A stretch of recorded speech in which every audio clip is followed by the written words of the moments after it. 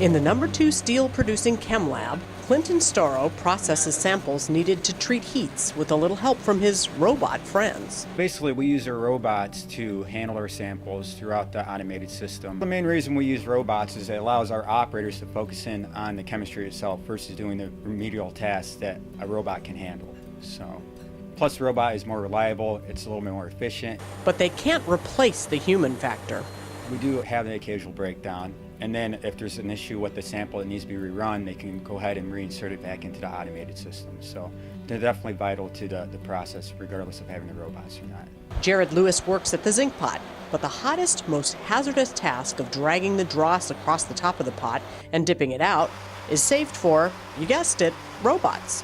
The farther away we can be from the drossing process makes for a safer work environment. There's a lot of heat. It's obviously molten zinc, so there's always that potential for splashing. At number 2 caster, Garrett Flick oversees the robotic ladle strap manipulator, which performs basic point-to-point commands, getting the ladle and shroud into the proper cast position. If my operator wants to undock, he simply presses undock. If he wants to go to shroud burnout, he presses shroud burnout, and the robot automatically goes and does that function. Flick says the advantage is decreasing the variability in the process. Humans might each do this task differently, but the robot standardizes all the movements. The timing's the same on everything, so you can reliably do ladle exchanges. You know how long the robot's going to be working. It helps us shorten ladle exchange times because we've got more reliable on the movements. The new Tundish spray robot is a caged unit, much safer, says Flick, and it's a big advantage. It sits on top of the Tundish. It does all its work internally. You can see the fencing all the way around it. If the gates get open, the robot shuts down. So it basically keeps our people out of harm's way. Our old practice was to spray the Tundish so it's wet.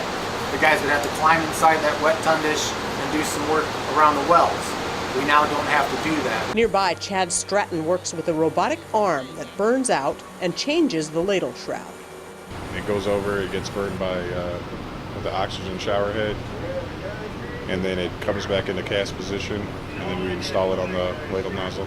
It's safer because when I'm not manually burning, I don't get burned with any sparks or blowback like that. As the manager of quality, Mark Heflin is assisted by a mechanical testing robot, examining the quality of the steel ArcelorMittal makes.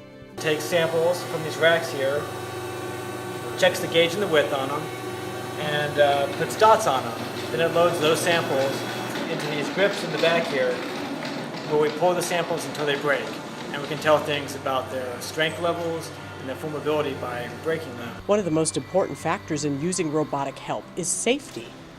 Here, our employee is using robotics to remotely control PEC lifters, which handle very heavy loads and require the operators to work very close to the loads. The biggest hazards are pinch points, especially when they're in tight locations. And how do the operators feel about it?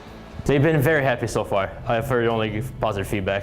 Engineers are constantly innovating new robotics, but just as important as safer, more cost-efficient robots is having enough humans around to oversee and maintain them. It's definitely our future. I mean, as the industry goes, automation's taking over a lot of the manual jobs that people handle. So getting into the robotics field or automation industry is important because it keeps you viable for the future.